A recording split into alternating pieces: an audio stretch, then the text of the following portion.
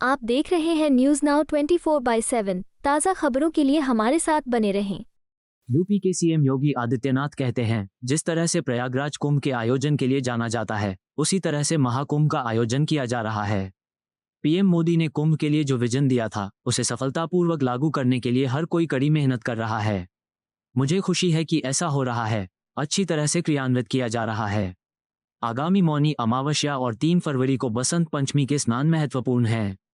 हमने भविष्य की तैयारियों की समीक्षा की है। महाकुंभ में पीएम, राष्ट्रपति, उपराष्ट्रपति, गृह मंत्री के कार्यक्रम की योजना बनाई गई है। लोग चाहे देश के हों या विदेश के, यहां आकर अभिभूत हो रहे हैं।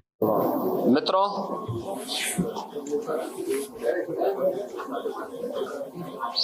महाकुंभ का आयोजन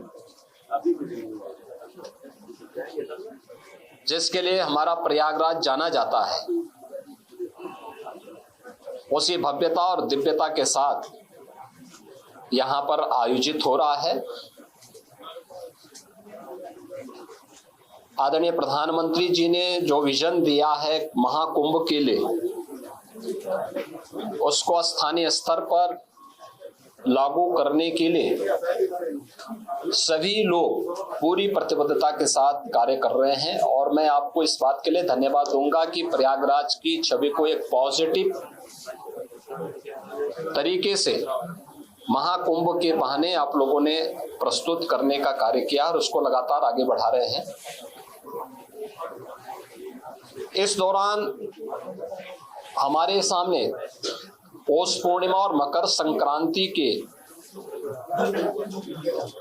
जो मुख्य स्नान थे वे संपन्न हो चुके हैं और आगामी जो स्नान है, जिसमें मौनी अमावस्या का स्नान 29 जनवरी को और बसंत पंचमी का 3 फरवरी को, ये 2 बड़े महास्नान हैं जो कुंभ की शोभा है। इस महाकुंभ की शोभा है।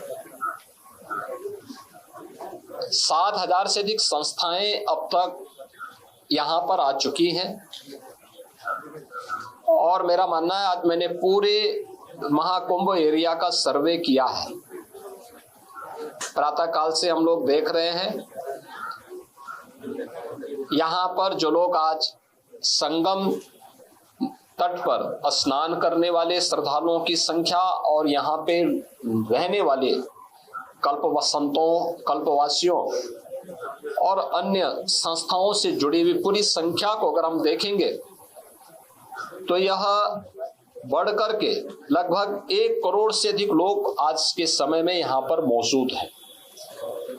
यानी इतनी बड़ी संख्या, और उसके लिए पूरी तत्परता के साथ यहाँ पर सभी विभाग मिलकर के, केंद्र और राज्य सरकार के सभी विभाग मिलकर के पूरी प्रतिबद्धता के साथ लग करके उनकी सुविधा के लिए, उनकी सुरक्षा के लिए, भव्य दिव्य और डिजिटल कुंभ की परिकल्पना को साकार करने के लिए, उनकी आस्था को सम्मान देते हुए और आधुनिकता के साथ जोड़ने के लिए कार्य हो रहा है। आज इन्हीं सब मुद्दों पर बीच में यहाँ पर प्रदेश सरकार के वरिष्ठ अधिकारी, चीफ सेक्रेटरी, डीजीपी और अन्य अधिकारियों को भी हम लोगों ने भेजा था। आज एक बार हम लोगों ने फिर कितना कुछ और आगे बढ़े हैं। 29 और 3 फरवरी के महास्नान के आयोजन को ध्यान में रख करके पूरी व्यवस्था का हम लोगों ने अवलोकन किया है और मुझे पूरा विश्वास है कि भगवान प्रयागराज और मां गंगा की कृपा से हम लोग यहाँ पर इन दोनों स्नानों को भी सकुशल संपन्न करने में सफल होंगे। महाकुंभ में आदरणीय प्रधानमंत्री जी का, आदरणीय राष्ट्रपति जी का, आदरणीय उपराष्ट्रपति जी का कार्यक्रम भी प्रस्तावित है। बहुत शीघ्र उन तिथियों को केंद्रीय गृह मंत्री जी आदरणीय अमित शाह जी का भी कार्यक्रम प्रस्तावित है। अन्य महानुभावों के भी कार्यक्रम यहाँ पर लगातार चल रहे हैं। पूर्व राष्ट्रपति आदरणीय रामनाथ कोविंद जी इस समय महाकुंभ के आयोजन के साथ जुड़े हुए हैं। तमाम राज्यों के माननीय राज्यपालगण, माननीय मुख्यमंत्रीगण लगातार यहाँ आ रहे हैं। हमारे उच्चतम न्यायालय और उच्च न्यायालयों के माननीय न्यायमूर्तिगण भी और विभिन्न राज्यों से जुड़े हुए माननीय जनप्रतिनिधिगण भी लगातार यहाँ पर आकर के स्नान में भाग ले रहे हैं। लाखों की संख्या में संतों, कल्पवासियों की उपस्थिति वर्तमान में प्रयागराज में है। बड़ा भव्य और दिव्य आयोजन हो रहा है, अनेक धार्मिक अनुष्ठान हो रहे हैं और प्रयागराज की महिमा जिन कार्यों के लिए जानी जा रही है, माँ गंगा, माँ यमुना और माँ सरस्वती की इस त्रिवेणी में, वह सब कुछ आज यहाँ पर देखने को मिल रहा है। चाहे देशी हो या विदेशी, जो कोई भी संगम में स्नान कर रहा है अभिभूत होकर के जा रहा है। मुझे यानी मकर संक्रांति और पौष पूर्णिमा के दिन ये सौभाग्य हमें नहीं मिला कि हम लोग स्नान कर सके, लेकिन क्योंकि हम लोगों ने अपने आप को ही प्रतिबंधित कर रखा था कि कोई भी यहाँ पर नहीं जाएगा। केवल सामान्य संतों श्रद्धालुओं के लिए वो सुविधा थी।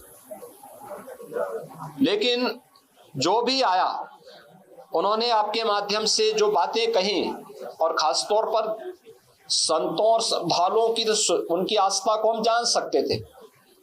तमाम विदेशी भी इस अवसर पर संगम में स्नान करके बड़े अभिभूत थे। कल मेरे पास यूरोप से जुड़े हुए कुछ श्रद्धालु आए थे, कुछ लोग आए थे, कुछ पर्यटक आए थे और प्रयागराज की महिमा का गान किस भाव के साथ कर रहे थे। आज आपने कुछ चैनल में उसको देखा भी होगा, किस प्रकार, क्या श्रद्धा का भाव था। देखिए, वे हिंदी नहीं जानते, संस्कृत नहीं जानते, लेकिन हिंदी की चौपाई को, हिंदी की यानी संस्कृत की मंत्रों को, अवधि की चौपाइयों को और सनातन धर्म से जुड़े हुए स्त्रोत और मंत्रों को किस लय के साथ सस्वर वे लोग गा रहे थे, और माँ गंगा और यहाँ के धामों के बारे में कितनी श्रद्धा का भाव उनके अंदर देखने को मिल रहा था। यह विभूत करने वाला है और यही तो आदरणीय प्रधानमंत्री जी का संदेश है।